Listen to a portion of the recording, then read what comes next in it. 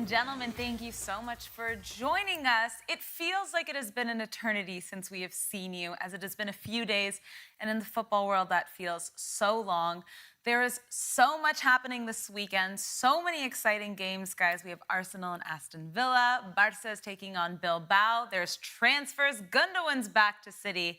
And who better to discuss it with than Clinton Oh, Codd? yes. I'm the best to discuss it with. You know what I loved is that you kept looking at me, waiting for your intro because you thought I was gonna forget. You were like, "What is she doing?" No, it wasn't. I knew you were still gonna come back to me. Come on, Sarah, you know I'm very special. Like, there's no way the show would go on without, my usual welcome, innit? Only in my dreams. I think Alex should be the one who should just, act like he's not here. Let's just. Don't do that to Mr. Alex Ashmore, blue bow tie today. That was the best way to introduce him. I mean, look at his face. Thanks to our guys in the engine room. Alex, I feel like, it's the engine room, right? that's the backbone of this show. Well, yes, I mean, as usual, this Alex Ashmore, the suit and bow tie guy. I think he has the Alex bow tie. Yeah. Well, it's good to be here with you, Zara. And by the way, Alex. Let's do it. Can you imagine the whole show, Alex? We ignore him. He would lose his mind. Ignore who? I don't know. I can't see anyone but you. Right directly across. Whatever. But listen, guys, you need to. For the first time, Alex has had a haircut this year, and well, not the first time this year. Oh, it was not the first time this year. Third. Okay, right. I mean, I just want third. I want the camera to zoom into your hair, though. Let them see this new. Yeah, this give us new like give us an eyebrow raise. Give us like a Let's hope that at least with this haircut, they've been able to cut out the whole political aspect of you. When we ask you a question about Chelsea, you tell us that this person is playing trash, this person is playing rubbish, and not say, oh, well, he's a bit fantastic. He's a bit fantastic. Now you've said that, actually, there are two sides to this coin, actually. I think, on the one hand. No, this is always, on the one hand, it's a classic Alex Ashmore. But no, both of you got the haircuts for all Oh, yeah, I mean, I got mine as ready usual. for the weekend? Yours are slightly more frequent than mine, aren't No, yeah. Mine is every 6 days, which is very annoying. My salary goes to, actually, I would say 20% of my salary goes to my haircut. Which you get it taken out. So thank you for all of those watching. You are supporting Clinton Codd's barber fees. No, it's very, very annoying at this time. I don't know, maybe it's because of the Spanish. I feel like there's something about the Spanish water that's making my hair grow real quick. Or I'm going to blame the... It might be the summer. Yeah, I don't know, but I'm thinking, because there's this cream they rub on my hair by the time they finish cutting me, and I think that's what, without telling me, they make you feel like, we're just making you feel fresh. But it's like, you're going to come back to me in like 6 days. I'm beginning to suspect them, and I'll have to investigate that stuff eventually. It's becoming very annoying. Well, on that note, ladies and gentlemen, here's what we have for you on today's show. We kick off today's sporty show by looking towards all things Premier League, as this weekend promises to be exciting from start to finish. We then take a look at action from around Europe, with Barcelona and Real Madrid playing against Athletic Club and Real Valladolid respectively, as well as Borussia Dortmund and Frankfurt playing live on Sporty TV tomorrow afternoon. And we also make sure to update you on all the latest transfer news from around the world. Yes, guys, there is so much to discuss, but I want to give you guys a friendly reminder as to what will be on Sporty TV this weekend. We have so many exciting matches. Manchester City taking on Ipswich, Inter Milan and Lecce. This is also still Saturday. I don't know, whoever. Look at this. Can we just take a look at this graphic? Saturday, Sunday, but back to Saturday, Sunday, and Sunday. No, because don't try and make me look silly, because this is ridiculous. But I think, Sarah, you're not going to blame whoever's done the graphic. I think you were meant to be going that way, not coming down. It's basically Saturday, left to Sunday. Right. Yeah, exactly. Now, look at her. She's trying to blame it on somebody. Sarah, I would read it down and then this side. It's still left to right, but read this in this column and then this column to the left. Anyways, Manchester City and Ipswich. We have Inter Milan and Lecce. We have the Bundesliga is back, guys. The Bundesliga is back. Bayern, nope. You know what? This whole thing really screwed me up. I'm not going to lie to you. Dortmund and Eintracht Frankfurt on Sunday. We finally have the Belgian Pro League, Dender taking on Club Brugge. We have the EFL Championship.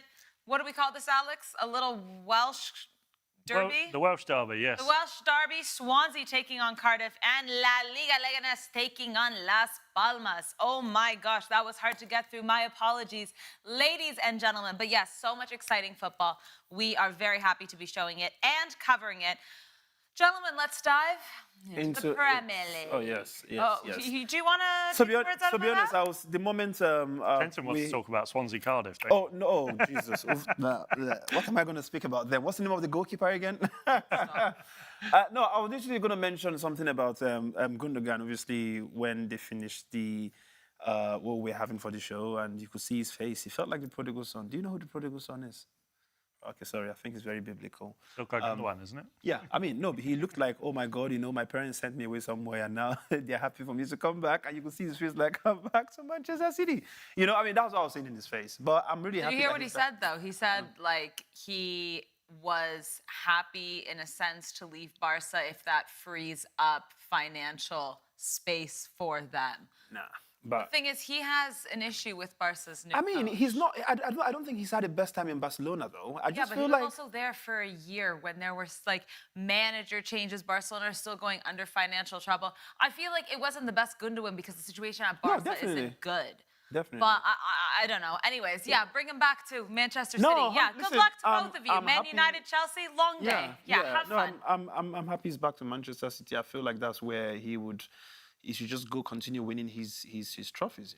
He was excellent. He was respected. He was a legend before he left, and he's gone back. I just hope that Barcelona have not contaminated him, and he will continue being who he is. That's literally what I hope for. I mean, there are players who go places and then they come back, they become something else. Manchester United. So yeah, I'm just hoping he's the same guy.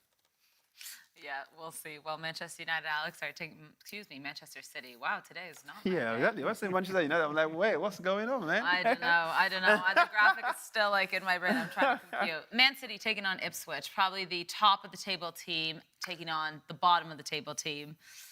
How does Ipswich go into this match? I mean, it's a bit exciting, though, I have to think, for them. I mean, this is literally going to be Real Madrid and Mallorca, basically. Oh, you so think 1-1 Ipswich draw. Get a result? I think so. I mean, Liverpool. What was the scoreline with Liverpool? 2-0. 2-0, exactly. Like for a team that's just been promoted, right? 2-0 for Liverpool. I think that was excellent, if you ask me.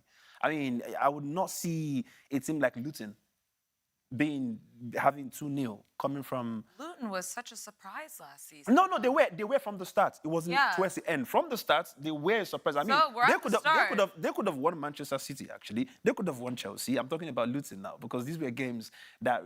But it was that thing of they start the first half so well, and then towards the second half. Say the first half of the second half, they are still doing okay, and it feels like it gets to a point, they just give up, and then boom. I think that big team wins. That's almost what we saw with Ipswich against Liverpool, because coming into this season, I think Ipswich, they were one of the hottest teams in the Championship last year. I think they only lost 6 games across the whole season, and to come into the top flight on such good form always gives you that boost. But it's a step up. The Premier League is levels above the Championship, and I think obviously they've done business, but there's only a certain amount of, you can bring in all these players, but they have to gel. They have to get used to playing with each other. And obviously, they're still signing players. Look like they might be about to sign Armando Broja from Chelsea. If that gets done in time, he could play tomorrow. But yeah, I feel like it will take time for those new signings to gel. Obviously, they've been smart about their business. They've spent well and they've brought in Premier League experience, but it does take time. And as Kieran McKenna said, it's a step up. There's lots of positives to take from that Liverpool game. They played well. But I think at the end of the day, they were outperformed by a better side. So, yeah, it's probably, in a way, maybe good to get these games out of the way early on. Yeah. And then they can get into, fixtures where they could possibly pick up a point or 3 points. So, yeah, I think Manchester City will be too good for Ipswich tomorrow. I am praying for a shocker. This is all I pray God for. Because, you see, I just don't like when you go into a game knowing what's going to happen exactly. But right? you football. thought that. No, I thought it was going to be 6-1. I know what you're going to say. Yes, Okay, yes, so I you understand. don't know what's going to happen. But the thing is, you can't really say the same to Manchester City, though. I'm not going to compare Manchester City to Real Madrid. Real Madrid, a part of me knew that there was going to be some. You didn't say that, though. No, I didn't say it. I said it, but I didn't say it out loud. You didn't want to seem too all-knowing. Well, exactly, yeah. You don't want to show us off. You know, I someone don't who like is all-knowing, though. Now, but through this, with this one, with Manchester City, right? There is no team in the world. You see, let me explain the difference between Manchester City and Real Madrid to you guys, yeah? Because the truth is, these two teams are the best team in the world, whether we like it or not. So people would regard Real Madrid as the number one, right? Because of the trophy and everything, the kind of players they have. And then they would then come to Manchester City, who they are not as old as Real Madrid, but when you look at, the duration they've been in these leagues, they've had relatively a lot of cups, with Pep Guardiola being literally the forerunner of all that stuff. Now, I've watched Manchester City a lot to know that no matter how little, or in fact, there is no team in the world I think Manchester City will not comfortably beat, including Real Madrid. That's okay? crazy. No. This is fact. Now, Ipswich, a team that's just been promoted, they are good. I've watched them play as well. Right? They are really good. But I don't see any team in the Premier League that will go head to head with Manchester City as we speak. I don't see any team in the La Liga that will go head to head with Manchester City. Manchester City is just that team that you could comfortably put your money on and you will go sleep. But isn't that what You don't people need to said watch the last match. season, and You then just what listen. happened to them in the Champions League? Sorry? That's what people said last season, and then what happened to them in the Champions League? No, listen, what you got to understand is they are tired of doing what they do. For me, winning a trophy for Manchester City is becoming too boring. Do you see it? If I was a Manchester City player, at this point, I feel like, let other teams shine. No, listen.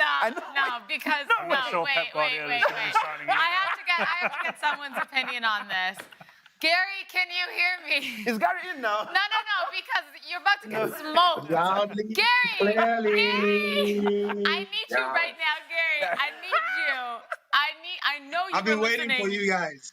I know. I've Sorry, been waiting Clinton was for you going on guys. an absolute tangent. Clinton, I don't know what he drank this afternoon. Talking about Clinton. Clinton, what are you talking about? Like Manchester City, best team in the world. The only they can. There's no team that can beat them, including Real Madrid. No, what definitely not. are you Definitely talking about, fam? Gary, What are you talking about, fam? Man, he brought out his British accent, I love it. No, Are listen. you being serious right now? Fam, man, I'm trying real stuff to you, bruv. Like, fam, what you mean, fam? Like, I'm literally telling you that. No, let's get Manchester serious, City, bro. yeah? Let's get serious, brother. Let's get serious, brother. No, but what you trying? No, Look, Gary, I let's need just to say hear it. it. Look, Clinton. Manchester City is really good, yeah? They're really good, yeah? But Real Madrid, they are like checkers, levels apart. You know what I'm saying? No, but fam, Anyway, wait, good evening, everybody. But Good evening you from can't just Accra, chat. Ghana, You everybody. can't just chat that stuff. I want to just cut it off still, yeah? Just let me talk my still, yeah. bruv. Like, cuz what you on about, blood? Like, fam. Bring it in, bro. Bring it in, bro.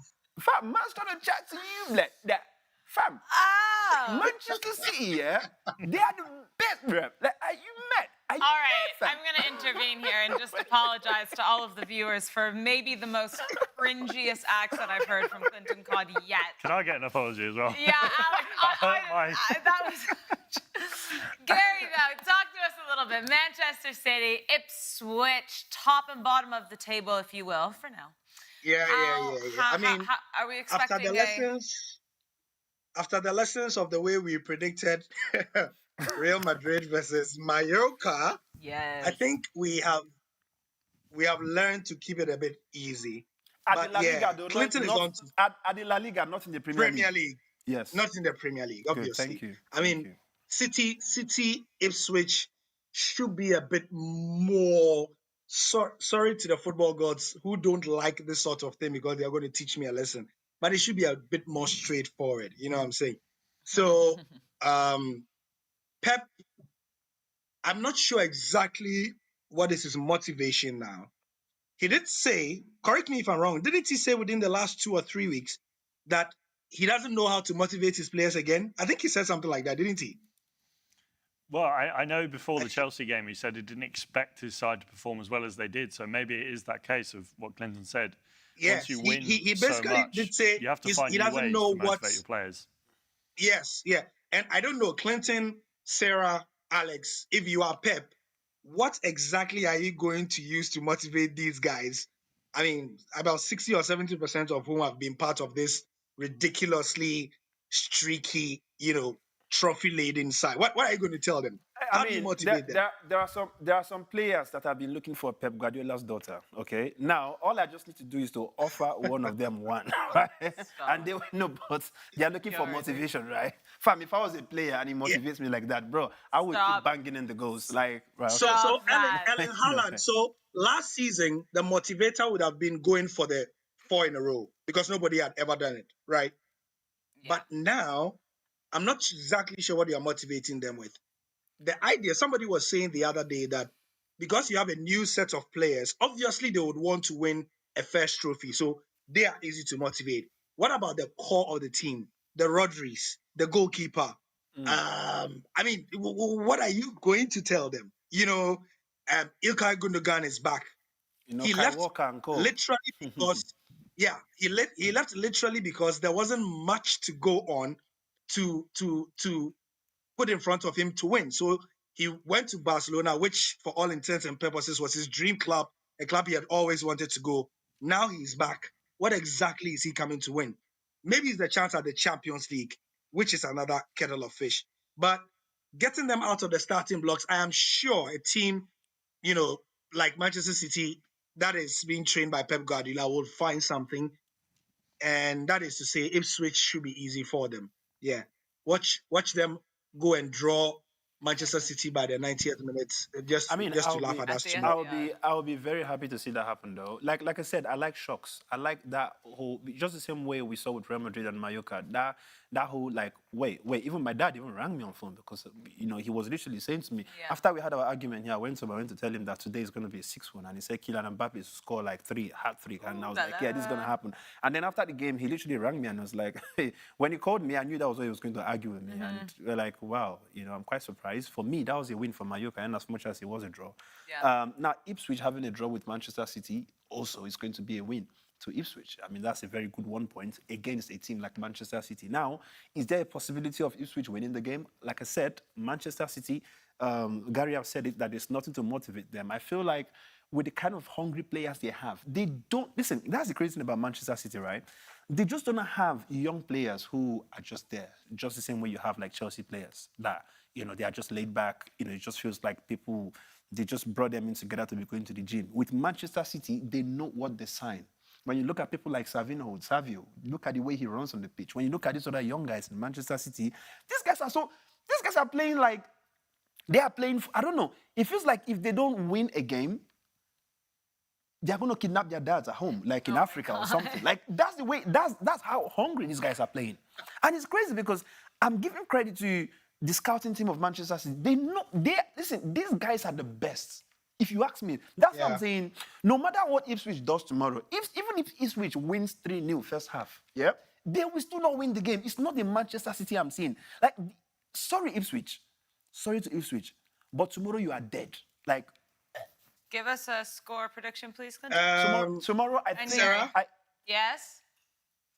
Yeah. So, I mean, on that point that Clinton was making, obviously, it seems Pep does that all the time. He infuses just enough hunger in the form of new players who bring something else to this team.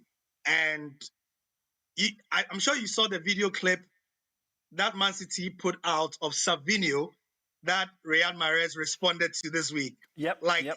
Savinho is like Riyad Mahrez, like his son or something like that. It's crazy, down to the number. And I had not seen the video where Savinho was saying Riyad, was sort of like his role model. His movement is uncanny. It's literally like the chip of the old block, pardon my pun. But even he's not playing tomorrow. He's not playing tomorrow because remember, he was forced up at halftime against Chelsea last Sunday with a knock. And Rodri has only recently returned from a short break, and he's not ready to play tomorrow, we believe. So Guardiola said he's unsure whether one of them or both of them will be available for the clash tomorrow. But still, they should have enough firepower, like Clinton says, to do the business. Yeah. Team C of Manchester City will beat Ipswich comfortably. Okay, give me a score prediction, but we need to move along. Tomorrow, I think it's going to be a 4-1. Gary, what do you think? 3-1. 3-1. I'm going to go 3-1 as well. I think City have won 17 of the last 18 games against newly promoted sides. Going to make it 18. At the first match at the Etihad as well. Yeah. Standard win for City. Well, let's get proven wrong, maybe. All right, guys, let's talk about the creme de la creme. Alex, Aston Villa, Arsenal, Villa Park. Come on. This is the match of the weekend without a doubt in the Premier League. This one is a absolute showdown. Raheem Sterling also rumored to go to Aston Villa. There's so much going on with these teams. Mikel Merino is going to Arsenal. Merino, I don't know why I said it like that. Guys, I'm telling you today, I'm not here. I'm not here. What are you thinking going into this match? Obviously, it's super important for both of them. These are the kind of matches that at the end of the season last year bit Arsenal in the behind, as we remember them losing to Villa. A little bit of vengeance there. What are you thinking? Yeah, I mean, I think, we've seen both sides. I think in the first game, Arsenal weren't at their best. They did well. They got the result. But there's still notches to go up, I think, for Arsenal. And it's the same with Aston Villa, I think, coming up against the West Ham side who wanted to prove themselves with all those new signings. And, I think they could have put West Ham to the sword a little bit more than they did. Only 2-1. It was a late winner from John Duran, 79th minute. So still a way to go yet for both sides. But, it's interesting. Arsenal have been really good on the road. They've only dropped 2 points in 2024. They've, been, other than City, the best team in the Premier League for the last sort of 2 seasons, really. And, I think it'll be a really tough test for Villa. But then Villa will also prove to be a tough test for Arsenal because, you look how well they've done last season. They're in the Champions League. I think it will be, for me, the most entertaining game of this match week because, it's the 2 top sides. Potentially, I don't think so, but potentially a title challenge maybe between the 2 of them. And Arsenal has something to prove this season, I feel. Like, I'm not saying that this specific match against Aston Villa is the be-all and end-all, but Gary, this season, if Arsenal don't win the Premier League, things are going to have to change, and that might be starting with Mikel Arteta. And these are the kind of matches where you start to see the holes. I know it's early days. I know we're getting ahead of ourselves, but that's what we do here. Is it not true? Like, Arsenal, this is maybe the most important season that they've had under Mikel Arteta. Yes, it is. It is the defining one. And I don't agree with the very last bit of what you said, that the season has started too early, particularly when it's Aston Villa. Why? Arsenal fans are sore against Villa. So, unfortunately for Arteta, it just doesn't have to be a win. It has to preferably be a statement win. These are the guys that beat Arsenal twice, costing them the Premier League title last season. The only team to do it. So the only team to do it, while this fixture arrives very early on, there's no denying its significance at all. Neither side are going to be based on what we saw on match day 1.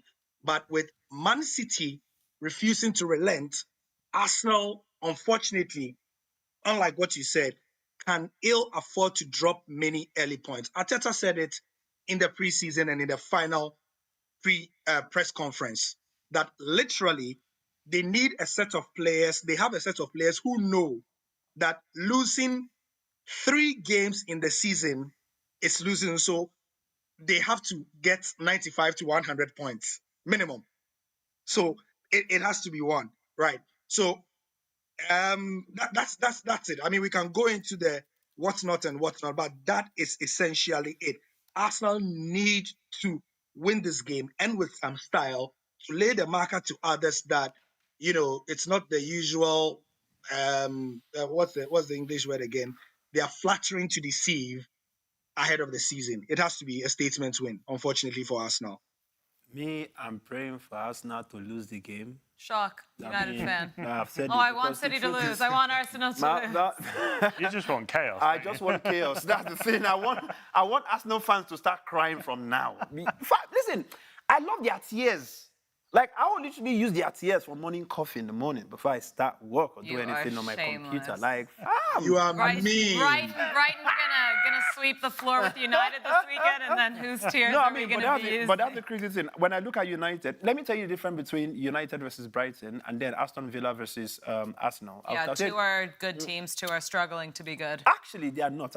Listen, just listen to my difference. Because Manchester United, they are not really struggling. I think the problem with Manchester is the fact that they don't make the right selection when it comes to games. So, for example, if I was the coach, I know the kind of team I'll put on ground to face Brighton, and we are going to comfortably win. Yeah. The question is, would the coach be ready to take my advice? Now, will I give the advice? It's going to cost them, and I'm not going to say it out, right? But I know what we need for Manchester United to comfortably win Brighton with like a 3-4-0 win. Easy. Maybe max, Brighton will maybe score 1. Because the truth is, Brighton isn't really the Brighton that I used to be before. You remember when Brighton, I think Brighton, they are just a team Two that... seasons ago, Yeah, Brighton. 2 seasons ago. I feel like what Brighton do is Brighton is just like Crystal Palace. They just make players, they mold players, and then after molding them, they sell them out. To me, they are just money laundering scheme in the Premier League. They are not really playing because they want to win, they want to go to Champions League, or they want to do anything. They are just grooming players for the top teams to start buying. You know what I mean? Now, did they do any good stuff with Chelsea? Yeah, they sold about 2 players to Chelsea.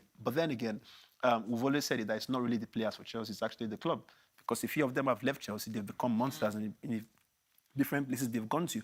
Now, coming back to Aston Villa versus Arsenal, right? These are 2 good clubs. Yeah. They are very good at what they do. Yeah, their coaches are monsters at this point in time. They're probably the best coaches in the Premier League, apart from Pep Guardiola. Yeah, Unai Emery is like a legend in that whole coaching platform. Mikel Arteta worked under Pep Guardiola. Like, these are people who know what they're doing with their teams. Now, their selection process is not like Ten Hag or some other random coach who you will see the team, Maresca, you will see them and be like, wait, you will see their fans literally complaining, like, what is this? Who does this? Who does this? With Arsenal, with Aston Villa, you don't get that kind of thing. You have the players who are ready to kill themselves on the pitch. So it's going to be that game where it will be extremely tough. Because you're going to get the best guys there, trying to do the job, the dirty job here and there, trying to secure a win. Like you said, is there going to be some kind of fight back from what's happened to them last season? Yeah, maybe. Do I want Arsenal to lose the game? 100%. Why? Not because of Arsenal, just because I want their fans to wail. I want their fans to cry. I love going on social media and I'm seeing Arsenal fans insulting one player or the other, saying that this person, no, don't. Like, I love seeing, this is the entertainment I love to see. I would love to see Gary coming on here and start screaming and start trying to make changes from Ghana. Does that make sense? Like, I love, these are the things Look at that his face. Look at No, these are the things that we love to see. Now, if Arsenal wins Aston Villa, right? I feel like it's going to, yeah, they will scream like, yeah, we won, and maybe they are looking at the next game and everything is calm. But when they lose, Twitter, oh my God. It's a lose-lose for Arsenal, really, because if they win, people will say, well, you're expected to win those sort of games if you want to win the title. And if they lose, they'll be criticised, to the end of the weekend and through to next week. But I agree with what Gary said. I think not only do they have to win, they have to win convincingly to send out that message to the rest of the league that they mean business this season, because these are the games that you look back on in May. You look back to these games, and if they didn't get the result, they might not just win the title. They might slip down, and you can see City running away with it. Front to the show here, Markin Day commented on our YouTube stream, Arteta has won FA Cup in 5 years. Questions will be asked to Arsenal if they have no trophy come the end of the season. Absolutely, we'll have to see. Also jump onto our Twitter page because we have asked you guys, we've thrown up a poll, which is the best team in the world? Is it Man City or is it Real Madrid? So we'll check back at the end of the show. But gentlemen, we have to move along from the Premier League, but we will be back again tomorrow morning. Let's not move on. Let's talk about Chelsea. We have a guest. Oh, whoa. So right, I'm going to let okay. you settle down over there. Chelsea, you guys This are is lucky. why- Chelsea, you are lucky. Clinton, Chelsea is stop lucky. talking. Chelsea is Clinton, lucky. stop talking. Chelsea, you guys are lucky. Clinton, stop talking. Chelsea, you guys are lucky. Clinton, actually stop talking. We're back tomorrow morning, guys, so we'll give you a way more in-depth preview to all the matches tomorrow on Saturday, so don't you fret. But we have to talk a little Bundesliga because, yes, the German league is back. Take a look at this.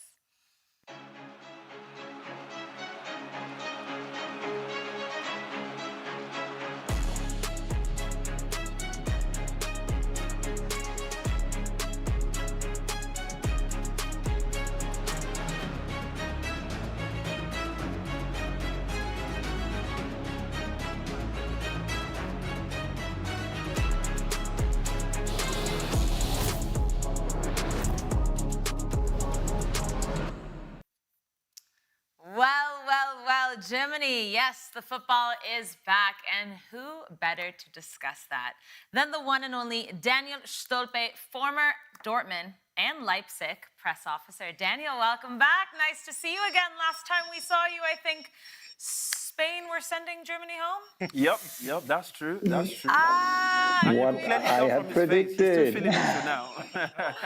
no, that was a very difficult match. I hope that the wounds have healed since then, and now you're getting ready for the Bundesliga. No, but the wounds are not healed. Look Absolutely. at his eyes. I mean, you could tell that he's still red from how many months ago that the Euros ended. No, Clinton, it was from listening to your destructive things about Arsenal.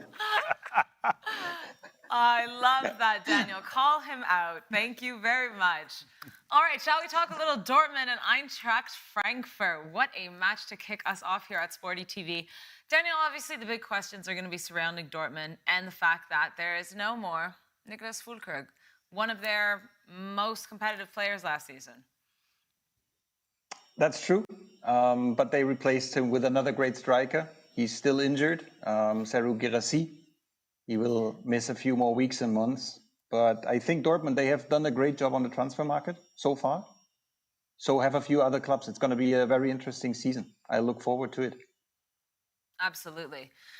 Alex, going into this match, I mean, I know it's the start of the season again, but I think Dortmund have this constant, perception that they are the second best. They're the little brother of the Bundesliga, of course, to Bayern Munich. But now that's all changed with Bayer Leverkusen in the mix as well. What does Dortmund need to do this season to really... I mean, do you know what? I'm saying this, and as I'm saying this, I'm going to retract it. Because as Dortmund in the Bundesliga last season were a disappointment, and they were. But they stepped up their game in the Champions League. Nobody thought Dortmund were going to go that far. I don't even think Dortmund fans thought they were going to go that far. No, I mean, it was a turn up for the books. I think, to get to the Champions League final, to come up against a team like Real Madrid, it's unfortunate. I think perhaps if it was another team in that final, they would have won it. And it's always the case with Real Madrid. But yeah, I think at the end of the day, when Dortmund look back at last season, they'll be disappointed not to have done better in the league. They obviously want to, be in contention for that title, not just be talking about top four. And I think, getting to the final of the Champions League is obviously good, but, you want to consider yourselves as one of the top teams in Germany. And I think obviously now we've got Bayer Leverkusen with Xabi Alonso, who are, storming the league. Obviously last season they were miles better than everyone else. Bayern Munich were quite disappointing. Obviously this season they'll come back with a vengeance. They'll want to prove that this wasn't just they want to prove that this was just a slip-up and this isn't a changing of the guard, if you will. Yeah. And I think Dortmund need to remain in that conversation, and I think they will want to. The business they've done this summer has been good. Obviously, they've had to replace some players, replace the manager as well. So it's a new era for Dortmund in a way, and I think it always is the case. Those players and that manager will take time to get used to the playing style, create that culture. But I think they're stepping in the right direction to be back in that contention. I don't think they'll fight for the title, but definitely top four. Daniel, do you think that Dortmund will be in contention for the title this season? It's going to be one of the best seasons in a couple of years, I think, because really for the first time in a decade, you can't predict. For far too many years, it's been who's going to be second, who's going to finish second behind Bayern. And it wasn't good for the league. And we've always watched with a crying eye the Premier League and the 5-6 clubs that can win it all. And this season, we don't know. Leverkusen is the team to be beaten. And we've never had this before, so we don't know how they will handle the pressure. I think they only got stronger. Bayern Munich, Alex said it right, they will come with a vengeance. And when they come with a vengeance, they are dangerous. But we don't know how good they are. They are in a kind of transformation process for some years already, and teams have failed to capitalize, including Dortmund 2 seasons ago, when they gave the title back to Munich. It was my last match with Dortmund. It was an unfortunate one. And then you also have Leipzig. It's kind of a dark horse. They can win it. They have a strong roster. They except for Dani Olmo, and they got a great replacement with Nusa. They are strong. And then there's Dortmund. And Dortmund, the question is, do they have a habit of failing, or can they turn it around into capitalizing on when there is an opportunity. For the past years, more often than not, they have failed on capitalizing, and they have made a great transfer window so far. I think they discovered and they identified their weaknesses. Pascal Gross, he's 33 already, but coming in from the Premier League, one of their best players from Brighton. And all the other signings they've made, Maximilian Bayer, some Premier League clubs were after him, and he chose Dortmund. So on paper, it looks good. On paper, they made up for some weaknesses. I'm still sad to see Jadon Sancho leave again. He's a great player. Ian Maatsen was a good player. And what you said in the beginning, Sarah, I think Dortmund, they paid for a first half of the season that was substandard. And then in the winter, Nuri Sahin came in as an assistant coach, and now he's taken over as the manager. And I think he's young, but he's played for Real Madrid, FC Liverpool, Dortmund with Jurgen Klopp. So he's played for big clubs. He's learned from great managers. I think he's going to be a surprise like Xabi Alonso has been a few years ago. So I think Dortmund, they are definitely amongst the top 4. The question is, can Stuttgart repeat it? So we talk about 5 clubs. And there's also Frankfurt. They have with Ekitike a great striker up front with a lot of talent. There's 5 or 6 teams competing for the Champions League spots. And Dortmund had a disappointing last season, but with the new rule, we knew that the 5th spot will also be enough to qualify for the Champions League. So they put all their focus on that Champions League season, and they made the most of it. They were even better for the most part of the game than Real Madrid, but Real Madrid in the end was Real Madrid. Yeah, I mean, that was so close. If Dortmund had gone through against Real Madrid, I think, it was incredible. It was a good fight. I was literally just gonna say, obviously you guys mentioned Bayern Munich. Something if this makes Daniel happy. Daniel, if you've noticed, anytime you come on this show, I try to make you happy one way or the other. When Germany was playing at some point, in as much as we knew that things were not going to go there. Please, can we? Yeah, I'm happy to see Daniel. Against Scotland. So, was it? Sorry, was it Scotland? Oh, right, okay, whichever one it was. I don't know, but if this makes you happy, our start was really tough, Clinton. No, but Daniel, listen. Something I want to say to you is, if you are rooting for Dortmund, truth is, I see Dortmund getting to that top 4 because fact is, I don't see Bayern Munich doing anything special, and the only reason is because Harry Kane is there. I understand that. No, but let's be sincere. People really underestimate this Harry Kane cause. You guys think it's just physical. This is spiritual. Bayern, they are not winning anything as long as Harry Kane is there. Let's keep this clip. Let's keep this clip. Listen, please. We are going to come back to this Gary's going to have a conniption today with your reaction. We are going to come back to this clip in a few months' time, right? And Daniel, please, you guys can look at the screen. The screen was split into 3 the day I was saying it. And myself and Gary were wearing nearly the same color while Daniel was putting on a black. I said it, that nothing for Bayern Munich. So far, Harry Kane is there. Guys, can I come in? Yeah, I'm coming to you right now. Yeah. And Daniel, first of all, hello. I met you 2 seasons ago.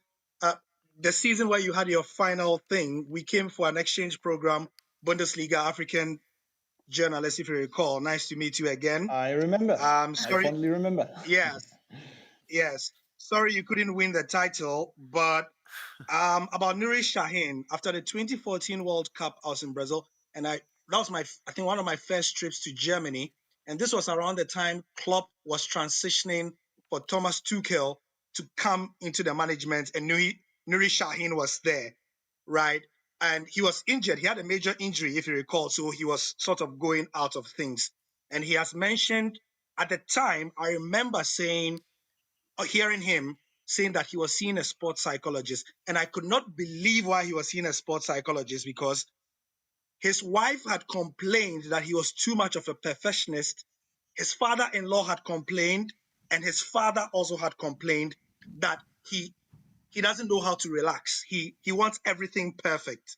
And I think, taking a cue from Alex, this is why this guy is going to be a successful coach.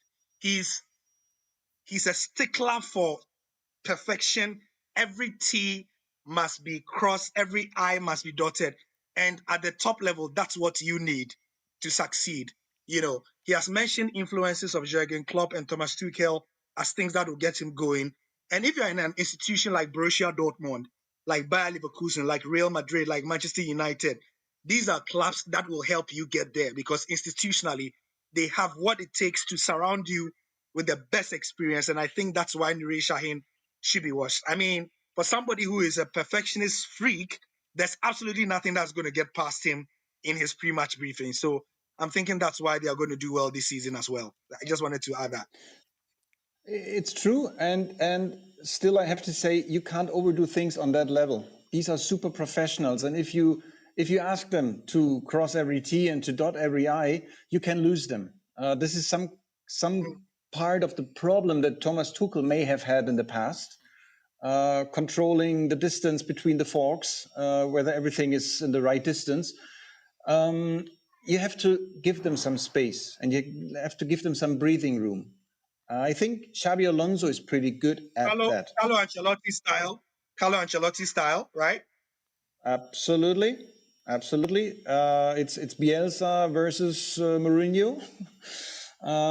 So I think what is going to be interesting, who, except for Clinton, who knew it before, that Xabi Alonso is such a great manager from the going, Vincent Kompany, he wasn't Bayern Munich's first or second or third choice. We all know that. So this is the pressure that Bayern Munich has. If Bayern delivers from the beginning, everything is fine. They will get into a groove. The old guys, Manuel Neuer, Thomas Müller, even Harry Kane, he will score his goals. They have a player to watch, Michael Olise. I think he's an extremely talented and gifted player. I'm pretty happy that Bayern did not manage to sign Désiré Doué as well, because that would have been a bit too much.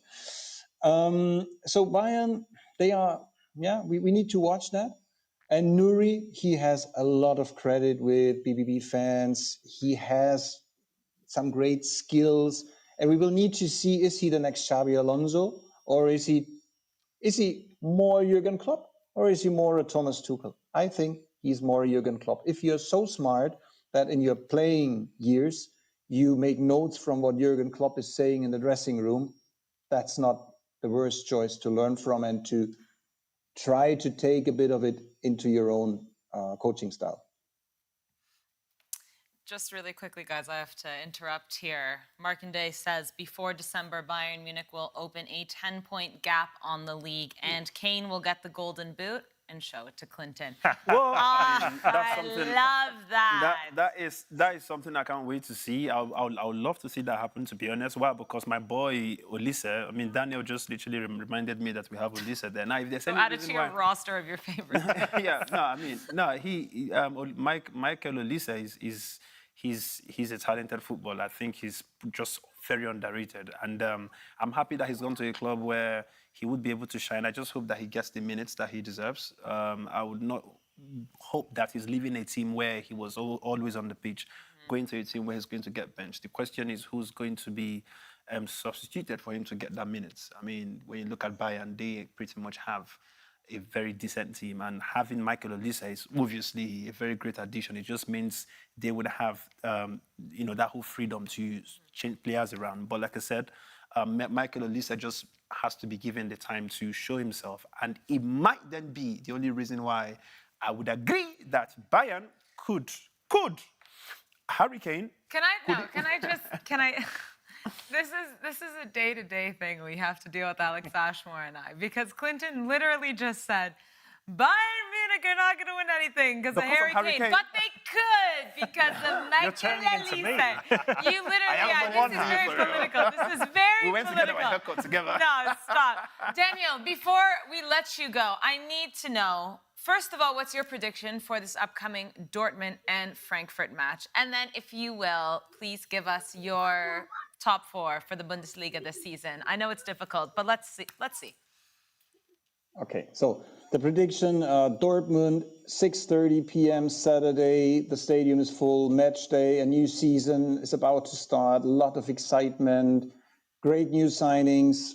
Frankfurt has a great team, but no chance. I think it's going to be a clear win. And Clinton, I'm not so much of a BVB fan as you might think. This is behind me, but I think that Dortmund, they will have a good start to the season, winning by a margin of 3 goals. The top 4 in no order, but in some order. I think Leverkusen have even improved their roster. I'm really excited to see what they are capable of achieving this season. Bayern Munich for sure, Leipzig and Dortmund. Those are the top 4, and it's going to be tough for the likes of Stuttgart and the others to crack those.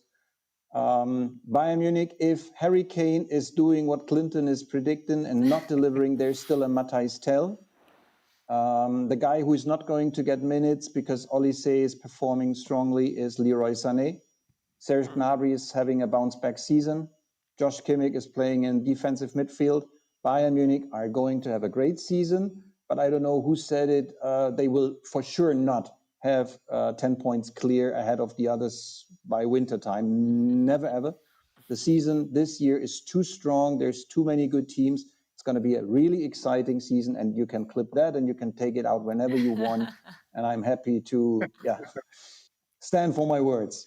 I love the way he started the prediction though. He literally gave you the whole intro of, you know, the weather of the day, how they're gonna get to the stadium. Oh, It's gonna be the so Dortmund. packed. You know, Hey, it's Signal Iduna It's getting you Park. excited for it. no, Yes. no, that was a very good intro. If that was a movie, whoa, And, that's a proper. I think if Sarah, it's not can on I your can I bucket ask list, Yes, Daniel? Gary. Yeah, go for it. Can I ask Daniel? 2 weeks ago, the Clippers opened their a $2 billion facility, the new Clippers basketball stadium. Now, in the stadium, they have a section called the Wall, and according to the CEO and the general manager of the Los Angeles Clippers, it came from Borussia Dortmund, the Yellow Wall, because that part of the arena is only going to be for Clippers fans. You are only allowed in there if you wear a Clippers jersey. You cannot be seen supporting the opposing team. How do you think it makes Dortmund feel knowing that a team so far away is adapting the culture of the Yellow Wall and how special it is? One of my best memories. So the Clippers are the second team from Los Angeles to copy Dortmund because LAFC, they constructed their stadium after Dortmund won. The LAFC stadium has a far less capacity, but they also have one stand behind the goal that is a one stand. It's not 2 floors or something like that. It was molded after the Yellow Wall. And they came to Dortmund to see the stadium, to get some inspirations. And they invited us back then in, I think, 2017 or 2018 to play the opening match at this stadium. It was the first official match that Borussia Dortmund played against LAFC at their arena. And they had something that Manchester City has in their stadium, like the VIPs can see players leaving out the tunnel for the pitch. And it was Nuri Sahin who said, wow, that's something really cool. I wish we could have that in Dortmund. And it was me who reminded him, well, if we have that at Dortmund and you lead Schalke 4-0 and you finish the game by a 4-4 draw, you'll take the same tunnel. No, it's better we leave the old system in our stadium. Brilliant. Absolutely brilliant, Daniel. Thank you so much for joining us, as always. It's lovely to speak to you. I hope you enjoy this weekend as the Bundesliga kicks off, and I'm sure we will speak to you throughout the season as well. I hope so, Sarah. Good to see you. 45 minutes until the season kicks off with Gladbach against Leverkusen, another great match. So I hope to be back on your show and to see you and Alex and Clinton. No, Daniel, wait, no, you would, wait. Now you have to explain why there was a pause. No, he doesn't need to explain anything. Hold your head high, Daniel. Daniel, you need to explain to us why I'm becoming old. I was missing your name, Clinton. Sorry, it's the only reason. Wow. No, that was amazing. Thank you, Daniel. We all needed that on a Friday. All right, Daniel Stolpe, what an absolute pleasure. Remember, guys, you can catch the Dortmund Eintracht Frankfurt match tomorrow at 5:30 GMT, 6:30 Watt. I hope that's right. I can't tell you if it is. I think I screwed it up. Is it? 7. Oh, It's 5. It's 5 watt. It's 5 watt. You know what? The time conversion is crazy. Here, we're in Madrid. We're converting Nigeria and Ghana. You know, I just got to get better at this. Jumping back to our Twitter poll, though, for you, Clinton, the viewers who have voted have said 73.1%. 73.1 of them, you know what? I have to give up today. 73.1% of our viewers voted for Real Madrid to be the best team right now. Over Manchester City, 26 points, like a very. I mean, what would you have expected though? What the person who they assume is the best player in the world is currently in Real Madrid, right? I'm just saying that you said that. I'm just letting you know. Right? No. I'm also letting you know too, right? I'm letting you know the reason why you got that percentage. Okay? Yeah, they might have said 73% think that Real Madrid is the best team in the world, but you got to understand that the arguably best player in the world currently is just gone to Real Madrid, and inside that 73%, 50% of them believe that their man is there, so they have to vote for them. What would you expect? Can you just remind me who won the Champions League last year and who won the quarterfinal? It was Real Madrid, and it was because they were playing a lame team where a Nigerian could not convert the kind of goals we would have expected him to convert. We should have spoken about him when we were speaking about Dortmund minutes ago. But Sam Adeyemi, that's his name, right? Yeah. Yes. Yeah. Sam, because the reason I was confused is because there's a Sam Adeyemi, he's a very popular pastor in Nigeria. I don't think he was the one. I don't think so. No, Maybe they need him. That's literally the one I just remembered. I'm like, wait. But yeah, now Sam Adeyemi should have given Dortmund the win against Real Madrid in that Champions League, but he was the reason why. Oh, that was good. Yeah, no.